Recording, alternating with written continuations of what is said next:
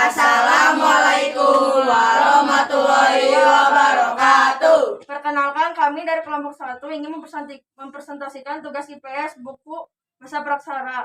Pertama-tama kita perkenalan dari sebelah kiri.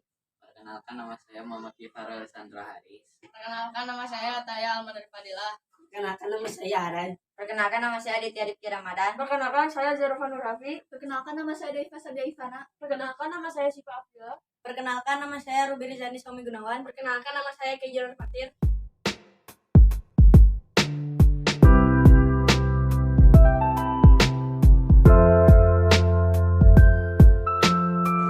Masa praksara atau prasejarah adalah masa sejarah manusia sebelum ditemukannya sistem penulisan. Masa praksara berlangsung sejak keberadaan manusia hingga sekitar 4000 tahun yang lalu. Pada masa ini, manusia hidup sebagai pemburu, pengumpul, dan kemudian mengenal pertanian dan berternak. Bukti geologis memiliki 4 zaman, yaitu 1. Zaman arkaikum, zaman tertua yang berlangsung sekitar 2500 juta tahun lalu. Pada waktu itu kulit bumi masih sangat panas. 2. Zaman paleozoikum, zaman kehidupan tua berlangsung sekitar 340 juta tahun lalu. Pada waktu itu muncul tanda-tanda kehidupan. 3. Zaman Mesozoikum atau zaman reptil, zaman kehidupan pertengahan, berlangsung sekitar 140 juta tahun lalu. Pada waktu itu, kehidupan di bumi semakin berkembang. 4. Zaman Neozoikum atau Kenozoikum, zaman kehidupan baru, berlangsung sekitar 60 juta tahun lalu. Zaman ini terbagi dua, yaitu A. Zaman tertier. Pada waktu itu, jenis-jenis reptil besar sudah punah dan digantikan oleh hewan mamalia. B. Zaman kuartier. Zaman ini berlangsung sejak 3 juta tahun lalu. Zaman ini penting karena awal kehidupan manusia pertama kali. Perkembangan bumi selama 4 zaman geologis ini sangat penting untuk memahami sejarah dan evolusi kehidupan di planet ini serta perubahan yang mungkin terjadi di masa depan. Bukti arkeologis. 1. Zaman batu adalah zaman sebagian besar perkakas penunjang kehidupan manusia yang terbuat dari batu. A. Paleolitikum merupakan periode awal dari sejarah manusia yang berlangsung sekitar 2,5 juta tahun yang lalu hingga 10.000 tahun yang lalu. Pada periode ini, manusia hidup sebagai pemburu, pengumul, dan alat-alat yang digunakan masih sangat sederhana, terbuat dari batu, tulang, dan kayu. B.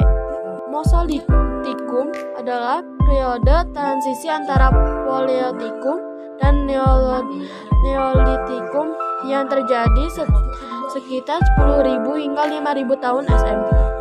Pada periode ini, manusia mulai mengenal pertanian dan berternak, mengembangkan teknologi serta seni yang lebih kompleks dan pemahaman tentang penggunaan tanaman dan hewan sebagai makanan dan obat-obatan. C. Neolitikum. Zaman batu baru adalah periode di mana manusia mulai mengenal pertanian dan mengembangkan kehidupan berkelompok. Alat-alat yang digunakan manusia pada periode ini mulai lebih kompleks dan terdapat pengembangan dalam seni dan kerajinan tangan. 2. Zaman logam yang terdiri dari 2 periode, yaitu perunggu dan besi, yang ditandai oleh penggunaan logam sebagai bahan pembuatan alat dan senjata.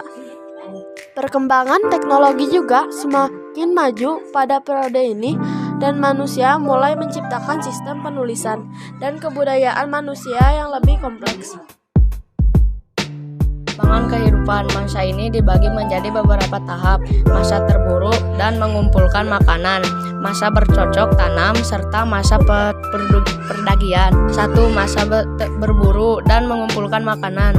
Masa berburu makanan dibagi menjadi 2 tingkat, yaitu masa berburu dan mengumpulkan makanan tingkat sederhana dan masa terburu dan mengumpulkan makanan tingkat lanjut. Masa berburu dan mengumpulkan makanan tingkat sederhana. Masa berburu makanan tingkat sederhana diperkirakan semasa dengan zaman Paleolitikum, manusia yang hidup masih rendah dengan tingkat peradabannya. Mereka hidup mengembara sebagai pemburu binatang dan penangkap ikan.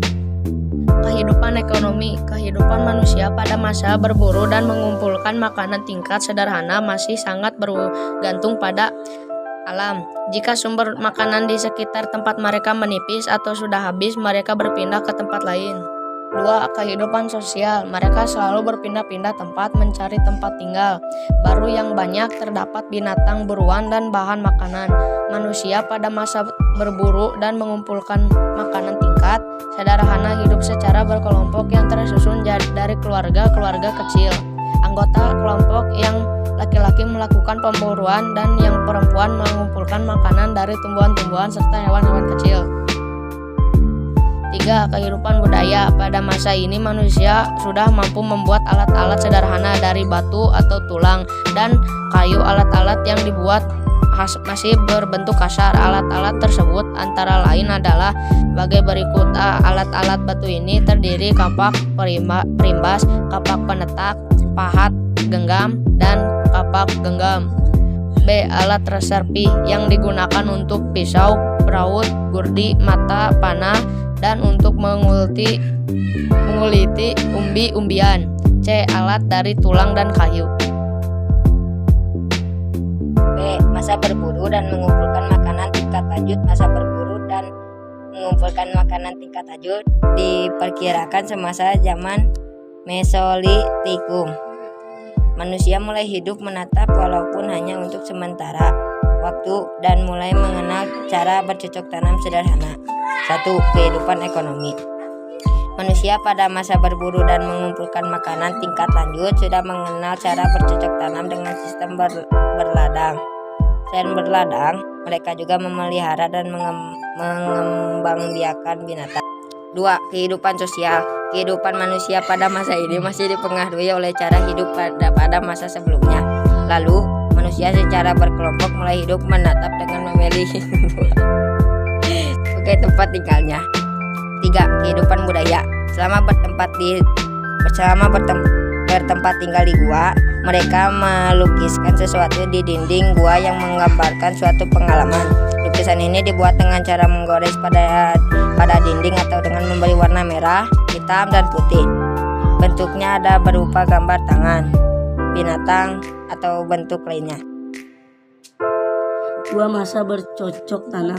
Setelah tahap hidup berburu dan mengumpulkan makanan di lapoy, manusia memasuki suatu masa kehidupan yang disebut masa bercocok tanam. Masa bercocok tanam diperkirakan sama dengan zaman Neolitikum. A. Kegiatan ekonomi. Kebutuhan makanan dimenudir dengan cara membabat hutan dan semak belukar untuk ditanam sebagai jenis tanaman sehingga terciptalah ladang-ladang yang memberikan hasil tanam pertama. Salan bercocok tanam. Mereka juga mengembangkan binatang ternak seperti ayam, kerbau, dan hewan ternak lainnya. B. Kehidupan sosial. Mereka hidup menetap di suatu tetap secara berkelompok dan membantu masyarakat perkampungan pada masa bercocok tanam terdiri atas tempat tinggal sederhana yang didiami oleh beberapa keluarga dan dipimpin oleh kepala kampung. Biasanya kedudukan sebagai kepala kampung dijabat oleh orang yang paling tua dan berwibawa. Kepala kampung merupakan contoh yang disegani. C. Kehidupan budaya. Pada masa bercocok tanam, manusia semakin mahir membuat berbagai alat-alat atau perkakas. Alat-alat yang dihasilkan sudah dibuat halus dan fungsinya beraneka ragam. Ada yang berfungsi untuk kegiatan sehari-hari, ada yang berfungsi sebagai perhiasan, ada pula yang berfungsi sebagai alat upacara keagamaan. Pada masa bercocok tanam, berkembang kepercayaan bahwa roh seseorang tidak lenyap pada saat meninggal dunia. Roh dianggap mempunyai kehidupan dialahnya sendiri. Mulai berkembang pula tradisi pendirian bangunan-bangunan megalitik, bangunan besar dari batu. Perundagian. Masa perundagian merupakan akhir masa praksara di Indonesia. Kata perundagian berasal dari bahasa Bali, undagi, yang artinya adalah seseorang atau kelompok orang atau golongan orang yang mempunyai kepandaian atau keterampilan jenis usaha. A. Kegiatan ekonomi. Masyarakat pada masa perundagian telah mampu mengatur kehidupannya. Kegiatan pertanian di ladang sawah masih tetap dilakukan. Hasil pertanian disimpan untuk masa kering dan mungkin juga untuk diperdagangkan ke daerah lain. Kegiatan peternakan juga turut berkembang. Hewan ternak yang dipelihara lebih beragam dari masa sebelumnya. Masyarakat telah mampu berternak kuda dan berbagai jenis unggas tertentu, misalnya pembuatan gerabah, pembuatan perhiasan, atau pembuatan sampan. Masa perundagian diperkirakan semasa dengan zaman perunggu. B. Kehidupan sosial.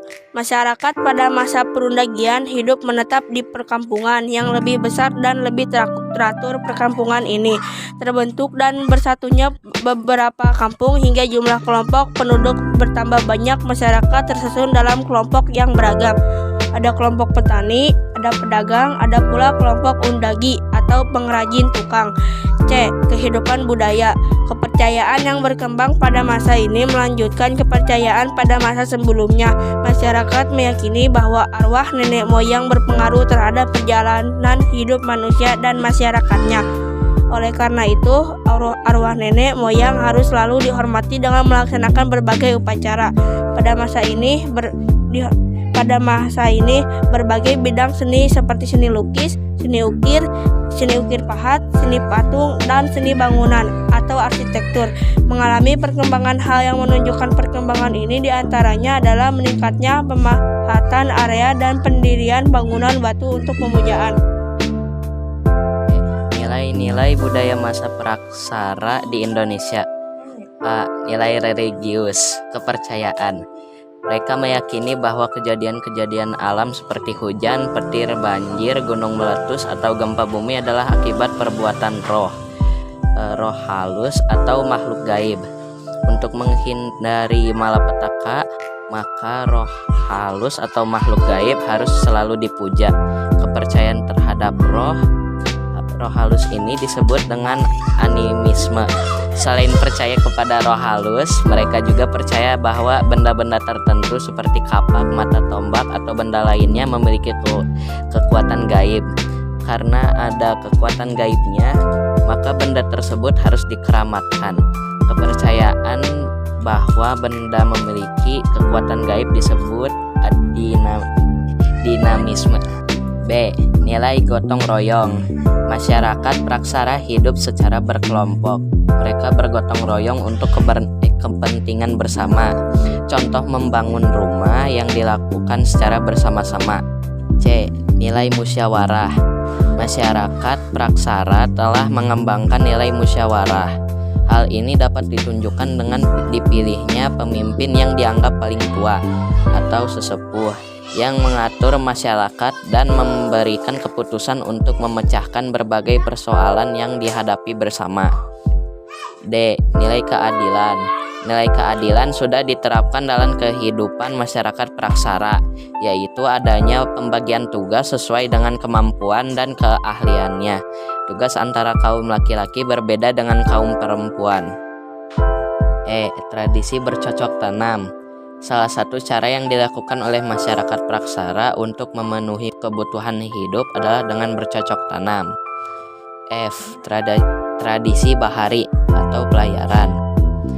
masyarakat praksara telah mengenal ilmu astronomi. Ilmu ini sangat membantu pada saat mereka berlayar dari pulau ke pulau dengan memakai perahu yang sangat sederhana. Perahu-perahu cadik merupakan bentuk yang paling umum dikenal pada waktu itu. Perahu bercadik adalah perahu yang kanan kirinya dipasang alat dari bambu dan kayu agar perahunya tidak mudah oleng. Perahu bercadik memegang peranan yang sangat penting dalam kehidupan masa praksara. Selain sebagai sarana lalu lintas sungai dan laut, perahu ini juga berperan sebagai alat penyebaran budaya. Nenek moyang bangsa Indonesia. Nenek moyang bangsa Indonesia bermula dari suatu spesies, yaitu Homo erectus. Homo erectus bermula dari satu spesies manusia purba, yaitu Homo habilis yang berevolusi di Afrika. Homo erectus di Indonesia menjadi spesies manusia purba yang berbeda, yaitu 1. Homo floresiensis. Homo floresiensis spesies manusia purba berukuran kecil yang mendiami pulau Flores. 2. Meganthropus paleojavanicus. Meganthropus paleojavanicus adalah manusia purba tertua berbadan besar berasal dari Jawa. 3. Pithecanthropus mojocertensis. Pithecanthropus mojocertensis adalah jenis Homo erectus yang pertama kali ditemukan. 4. Pithecanthropus erectus. Pithecanthropus erectus adalah jenis manusia purba yang telah punah dari genus Homo dan ditemukan oleh pakar anatomi asal Belanda Eugen Dubois pada tahun 1890-an. 5. Homo wajakensis. Homo wajakensis adalah manusia purba yang ditemukan di Indonesia, tepatnya di desa Wajak, Tulung Agung, Jawa Timur. 6. Homo soloensis. Homo soloensis adalah hominid atau manusia purba yang diperkirakan hidup di daerah Sungai Bengawan Solo Purba pada zaman Batu Tua atau Paleolitikum.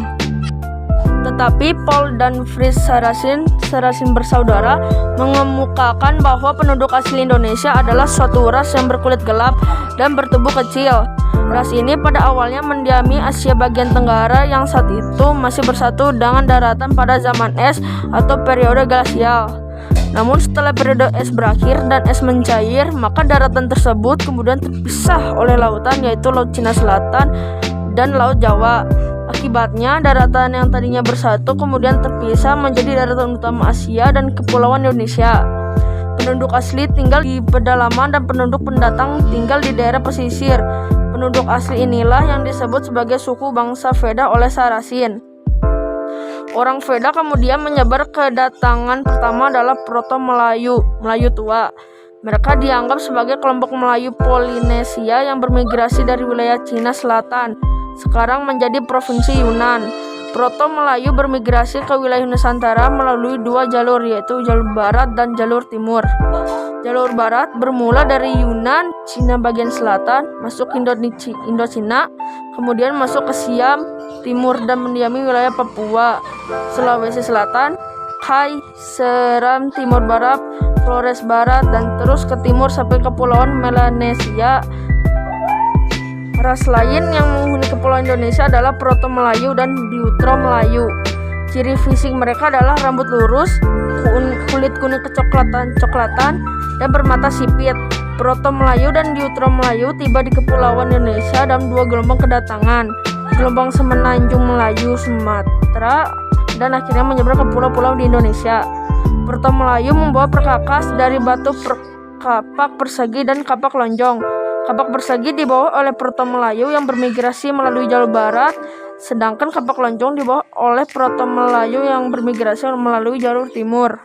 Gelombang kedatangan ke Pulau Indonesia berikutnya adalah Deutero-Melayu, Melayu muda, yang berasal dari Indochina bagian utara. Kedatangan Deutero-Melayu, keberadaan Proto-Melayu ada ke arah pedalaman. Ras lain yang juga terdapat di Kepulauan Indonesia adalah ras Melanesoid.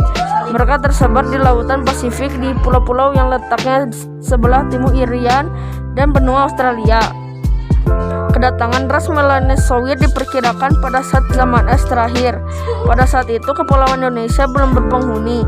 Ras Melanesoid melakukan perpindahan ke timur hingga ke Papua, selanjutnya ke benua Sarila yang sebelumnya merupakan satu kepulauan yang terhubung dengan Papua.